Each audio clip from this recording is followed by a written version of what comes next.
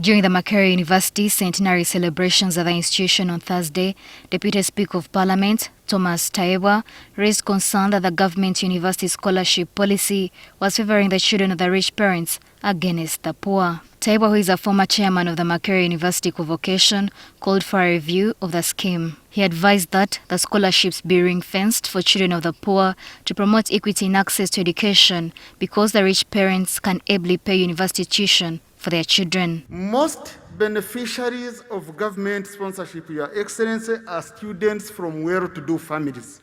But the people benefiting here coming to get fees from Makerere who disturb you of living out allowance and what as children of Taiyewas.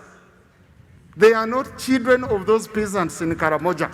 For decades now, government scholarships have been annually awarded to the best 4,000 students admitted into Makerere, Mbarara, Gulu, Chambogo and other public universities across the country. However, in a bid to address equity issues, the government later introduced admission for scholarships based on the district quota system, which was introduced in 2005. This was to enable top-performing students from upcountry schools join university and get their tuition paid by government away from the National Merit Scheme. Now, a number of leading educationists have backed the call by Taiyewa, arguing that the policy is indeed lopsided, benefiting those already privileged since they go to the top-performing and expensive schools, largely in Kampala, Mukono and Wakiso districts, as well as urban centres upcountry. Most of these people can afford the so-called elite or prestigious schools, which have well-trained staff, which have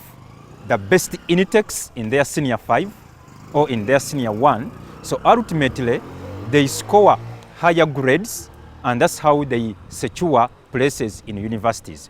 They want the policy remodeled to cater for the children of the poor, who are the majority, to enable them attain higher education and improve their lot, since education is an equalizer. Experts say there is a need to find a mechanism to benefit both best performing students and also increase the number of students of poor backgrounds who can access government scholarships. Maybe reduce the number from 4,000 to 2,000. Leave that 2,000 for the best performing students. Well, that would encourage them to perform very well. And then the rest of the funding would go to increase the number of the quota students we get from districts, those who have studied in the local schools, so that we can achieve both objectives, provide access to the best performing students, and also bring in a portion of the poor people.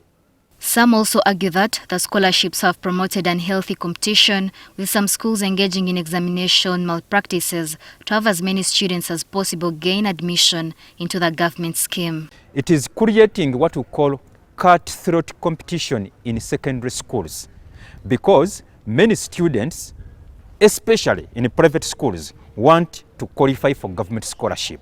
But how will the poor be effectively identified? Government has been asked to study existing systems that help the children of the poor in neighboring countries. At the student loan scheme, we use what we call a means test, which scientifically looks at a person's background to determine whether you should get one or not. And I think if we use the means test, then it is possible for you to iron out the very needy. We can learn from other schemes like MasterCard, which has been sponsoring many people from poor families.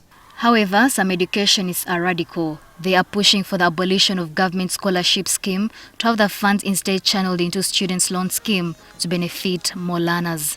Because many of our families cannot afford university education, yet at the same time government is financing only 4,000 students, that is about only 10% or less than 10% of the total number of students who are supposed to qualify for university. An average student is budgeted over 15 million shillings per annum under the student scholarship scheme. Now, under the student loan scheme, an average student is budgeted 4.5 million per annum. So when you do the comparative analysis, you take note that one government sponsorship student uses the same amount of money that could pay for about 3 or 4 students under the student loan scheme. In the past, some educationists and MPs have on several occasions urged the government to abolish the scholarship scheme and put more money in the students' loan scheme, but nothing has become of these proposals. Norbert Atkunda, NTV Weekend Edition.